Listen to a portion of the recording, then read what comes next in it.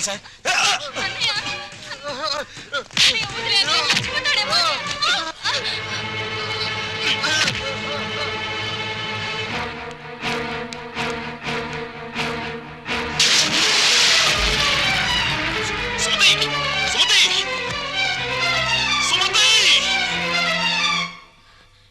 ఎంత గండం గడిచింది.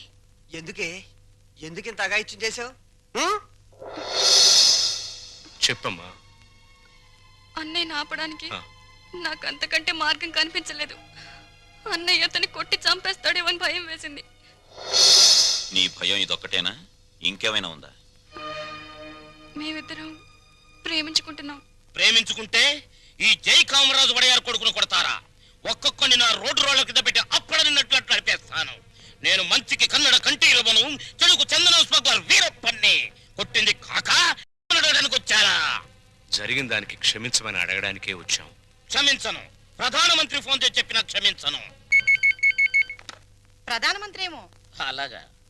హలో, నువ్వా? మా ప్రసాద్ను కొట్టిన విషయం నీ దాకా వచ్చిందా? నా కొడుకును కొట్టిన వాళ్ళను తారులో కలిపి రోడ్డు వేసేంత వరకు నిద్రపోదని నా రోడ్ల మీద ప్రమాణం చేశాను రా. నా బావమరిది అమెరికా నుంచి అప్పుడే నా పరువు ఇండియా దాటి అమెరికా దాకా వెళ్ళింది. అసలు నా ఇంటికి రావడానికి సిగ్గులేదు మీకు? చూస్తే దిట్టంగా నలుగురున్నారు. మీలో ఎవరు నా కొడుకును కొట్టింది చెప్పండి. నేనే కొట్టాను. నా కొడుకుని 10 మందిలో కొడతావా? పరువు లేని కుటుంబంలోని మనిషి కాబట్టి పశువులా ప్రవర్తించావు. మగవాడు నాకు చెయ్యి వేస్తాడు. వేస్తే నీ చెల్లెలు ఎందుకు ఊరుకుంది? ప్రేమించింది కాబట్టి ఊరుకుంది. చిచ్చే, వంశాన్ని బట్టి ఆలోచనలు, ఆలోచనలు బట్టి బుద్ధులు. ఆడపిల్లను పెంచుకోవడం చేతగాక ఊరు మీద వదిలిపెట్టిన మీ కుటుంబం బతుకు ఎలాంటిదో. కప్పు కొడుతుంది. బయటికి వెళ్ళండి నాయన, ఇల్లంతా కడిగించుకోవాలి. రండి. మా అమ్మ మళ్ళీ చచ్చిపోయింది. మా అమ్మ ఫోటో బద్దలు కొడతావా? నిన్ను ఎందుకంత కోపం వచ్చింది? మా అమ్మ ఫోటో పగల కొడితే నాకు కోపం, పక్కింటోడు కోపం వస్తుందా? ఆ ఫోటోకి ప్రాణం లేదుగా. అయినా అదంటే నాకు ప్రాణం. ఎప్పుడో చచ్చిపోయిన మీ అమ్మ ఫోటో పగల కొడితేనే మీకింత ఉలుకొచ్చిందే. ప్రాణానికి ప్రాణమైన నా చెల్లెల మీద చేయి పడితే నా రక్తం ఉడికిపోదా? అదే ఆడదాన్ని గౌరవించడం చేతకాని మనిషివి అమ్మ ఫోటో మాత్రం పెట్టావు. ఇందాకేమన్నారు? మగాడన్నాక ఆడపిల్ల మీద చెయ్యేడా అని అన్నారు కదా.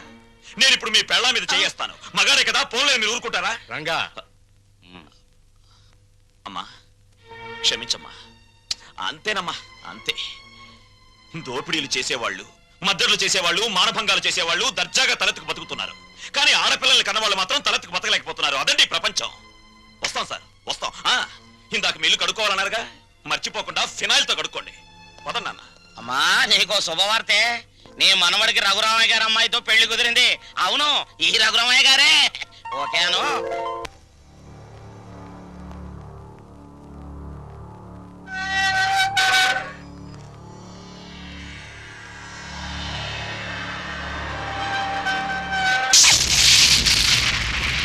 నేను ఇవాళ జైల్లోంచి విడుదలై వస్తున్నాను తెలుసు కూడా వెల్కమ్ చెప్పడానికి ఎందుకు రాలేదే? నాకు ఇక్కడ బోర్డు హోంవర్క్ ఉంది. నువ్వు హోంవర్క్ చేయటమేంటి? ఎగతాళిగా మాట్లాడుకో. ఆ రఘురామయ్య గారింటికి మన కూతురు కోడలుగా పంపడానికి ఇక్కడ నేను ఎన్ని తంటాలు పడుతున్నానో నీకేం తెలుసు? నా గర్భశత్రు ఇంటికి నా కూతుని కోడలుగా పంపిస్తావా? మన జీవితానికి విలన్ అనుకున్న వాడింటికి నాగుపావుని వదిలావనుకో, ఊహించుకో.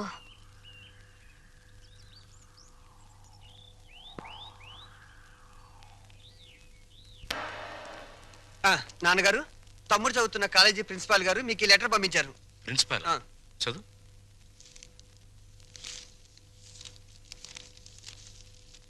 గౌరవనీయులైన రఘురామయ్య గారికి నమస్కారములు. మీ అబ్బాయి రవి గురించి ఒక ముఖ్యమైన విషయం మాట్లాడాలి. బయలుదేరి వస్తే ఒక ఆత్మహత్యను నివారించిన వారు అవుతారు. ఇట్లు భవదీయుడు Bhavani Prasad, principal, MRC college. మీ అబ్బాయి రవి ప్రవర్తన ఏం బాగోట్లేదు. అయితే వాడు మా రవి అయి ఉండడు. తమ పిల్లల గురించి పెద్దండ్రి అలాగే అనుకుంటాడండి. కానీ మీ వాడు సామాన్యుడు కాదు. కొత్తగా చేరిన స్టూడెంట్స్ ని ర్యాగింగ్ చేయటం, ఆడపిల్లల్ని అల్లరి చేయటం, లెక్చరర్స్ ని ఏడిపించడం. మా ప్రిన్సిపాల్ గారిని కూడా ఏడిపిస్తున్నాడండి. ఎస్, మీరు మా వాడి మీద వేస్తున్న అభాండాలు నమ్మలేకపోతున్నామండి. వాట్? నావి అభాండాలా? What do you mean by that? అది కాదు రంగా, నువ్వు ఊరుకో. సార్, మా వాడు. నో నో నో నో, మీరు వెళ్ళి కాసేపు ఆ పక్కన వెయిట్ చేయండి. నేను మీ వాడిని పిలిచి విచారిస్తాను. అతనేమిటో అతని ప్రవర్తన ఏమిటో మీకే తెలుస్తుంది. ప్యూన్, ఇవన్నీ ఒట్టి గ్యాస్ కవర్లే. రవి గారు మిమ్మల్ని ప్రిన్సిపాల్ గారు పిలుస్తున్నారు. ఏంటి పిలిచారట? What is the matter? మొన్న కాలేజీలో కొత్తగా చేరిన సుబ్బారావు అనే కుర్రాడిని నువ్వు ర్యాగింగ్ చేశావు. ఫలితంగా అతని కాలు విరిగిపోయింది. దానికి నీ సమాధానం ఏంటి? పుత్తూరు వెళ్ళి కట్టించుకోమనండి. కొత్తగా కాలేజీకి వచ్చిన వాళ్ళని ర్యాగింగ్ చేయటం పాత రోజుల నుంచి వస్తున్న ఆచారం. దానికి ఇప్పుడు విచారణ ఏంటండి నా బొంద? ఆ కుర్రాడి సంగతి అలా ఉంచు. రాణి అనే అమ్మాయితో నువ్వు తిరగటం అందరికీ తెలుసు. ఆ అమ్మాయి జీవితాన్ని నువ్వు నాశనం చేశావు. ఆ పెళ్లి ఇప్పుడు గర్భవతి. నాకు తెలియకుండా మీకెలా తెలుసు సార్? మీ దగ్గరకు వచ్చి చెప్పుకుందా? షటప్. లేకపోతే ఏంటి సార్? నాలాంటి గ్లామరస్ అబ్బాయికి 10 మంది గర్ల్ ఫ్రెండ్స్ ఉండటం చాలా సహజం. మీరంటున్నట్టు ఆ అమ్మాయిని నేను అనుభవిస్తే ఆ అమ్మాయి కూడా నా వల్ల అనుభూతిని పొందింది. ఇది తప్పు అని మీరనుకుంటే ఆడవాళ్ళందరినీ పువ్వుల్లో పెట్టి పూజించుకోండి. కానీ నేను చేసేది ఇంతే. అమ్మాయి రాణి, రాణి, ఇతను చెప్పిందంతా విన్నావు కదా? నువ్వేమైనా చెప్పదలుచుకుంటే నిర్భయంగా చెప్పు. సార్, ఏ పరువు గల ఆడపిల్లైనా కావాలని కాలు జారదు. ప్రేమించిన వాడు తనే సర్వస్వాన్ని నమ్మించినప్పుడు విచక్షణ పోవచ్చు. నన్నంత నమ్మించి దుర్మార్గానికి హద్దులు ఉండవని నిరూపించాడు ఈ మహానుభావుడు. ఊరుకో అమ్మా, ఊరుకో. ఆ అమ్మాయి అభిప్రాయం నీ అభిప్రాయం తెలుసుకున్నాను. ఇంకా మీ అమ్మా నాన్నల అభిప్రాయం తెలుసుకోవాలి. తెలుసుకోవాలనుకుంటే మా ఇంటికి వెళ్ళండి. వాళ్ళు మన క్యారెక్టర్ కి యూ సర్టిఫికెట్ ఇస్తారు. అక్కర్లేదు. రఘురామయ్య గారు దయచేయండి. విన్నారా మీ అబ్బాయి మాటలు? అమ్మా, నువ్వు అమ్మాయి పక్కన నిలబడు. చెల్లి నువ్వు కూడా. రేయ్, ఇప్పటి వరకు నువ్వు ఆడదాని గురించి మాట్లాడిన మాటలు తిరిగి ఒక్కసారి మాట్లాడు. అమ్మా చెల్లి కూడా ఆడవలేరా? మాట్లాడు. అమ్మా చెల్లి దానిలా ప్రవర్తించే మనుషులు కాదు. అవునవును. అటువంటి పవిత్రమైన ఇంట్లో దుర్వాసన కొట్టే మాటలతోనూ చేతలతోనూ నువ్వు ఒక్కడే పుట్టుకొచ్చావు. ఆ అమ్మాయిని ఏం చేద్దాం అనుకుంటున్నావు? అది కాదు నాన్న, నేను ఆ అమ్మాయిని అనిపించిన మాట నిజం.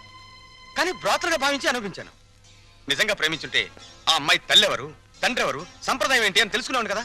అయినా ఆఫ్టర్ ఆల్ దాని గురించి ఆలోచిస్తారేంటి నాన్న?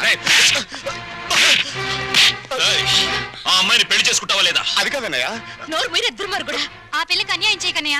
ఈ పెళ్లి జరగకపోతే అందరం కలిసి నీ అంతు చూస్తాం. నీతో పాటు మేము చేస్తాం. చెప్పరా? చెప్పు చెప్పు చెప్పు.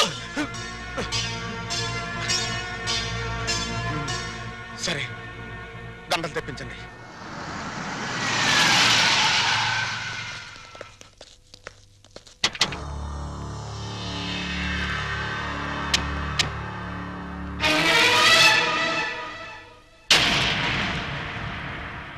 బావా, బావా, బాగున్నావా? ఇంకా బాగోలే. ఆ పిల్లరా నీ కొత్త కోళ్ళం? ఆ పిల్ల ఎవరో కనుక్కో చూద్దాం. నీ వేలు విడవని మేనకోళ్ళం అంటే నీ సొంత చెల్లెలు సవితికి కూతురు.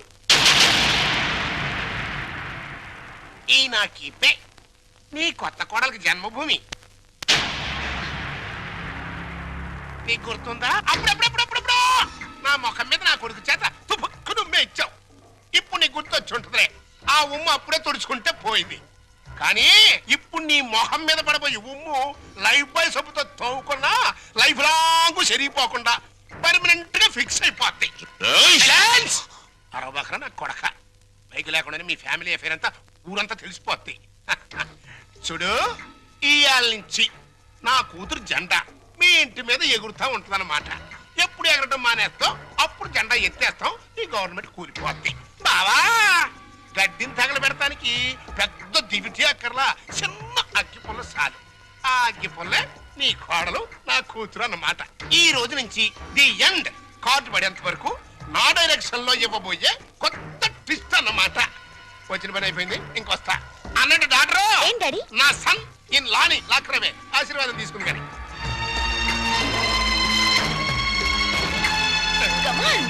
రారన్న సన్నిల్లా.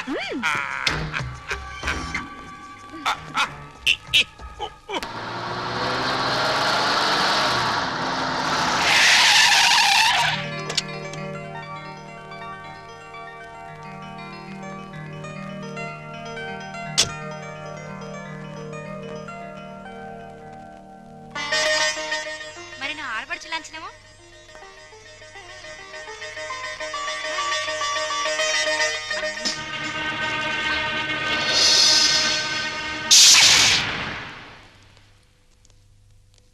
కుడికాలు లోపల పెట్టిరామ్మా.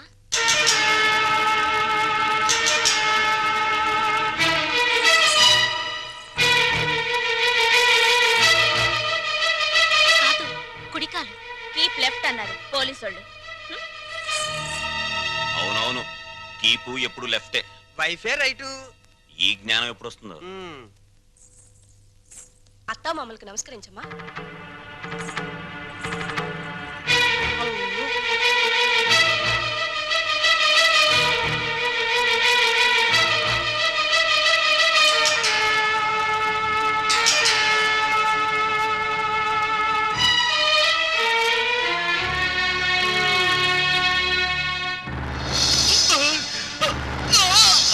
రేయ్, నీకు ఈ ఇంట్లో ఎవరు అన్యాయం చేశారని మా అందరికి ఇంత ద్రోహం చేశావురా? రాణి ఎవరో ముందు నాకు తెలీదు. తెలిసిన తర్వాత ఆ అమ్మాయి లేకుండా నేను బతకలేని తెలిసింది. నన్ను చంపినా సరే నేను మాత్రం రాణినే. రేయ్, రేయ్, ఆపరా. నువ్వు ఈ ఇంట్లో ఎందరినో ఏడిపించాల్సిన డ్యూటీ బోలెడ్ ఎంత ఉంది. ఈ ఏడుపుని ఇక్కడ వేస్ట్ చేయకు, వెళ్ళు. అది కదన్నయ్య. ఈ గొలుసు పెట్టుకో. ఎలాగో గదిలోకి వెళ్ళగానే విప్పదీసేదేగా, అంత మాత్రానికి ఇంత బరువు పట్టుచీర ఎందుకండి? ఏ శుభకార్యమైనా సాంప్రదాయ సిద్ధంగా జరిగితే అది మాకు ముందే జరిగిపోయిందిగా. గడ్డిని తగలబెడటానికి పెద్ద దివిటి అక్కర్లా, చిన్న అగ్గి పుల్ల చాలు. ఆ అగ్గి పుల్ల నీ కోడలు నా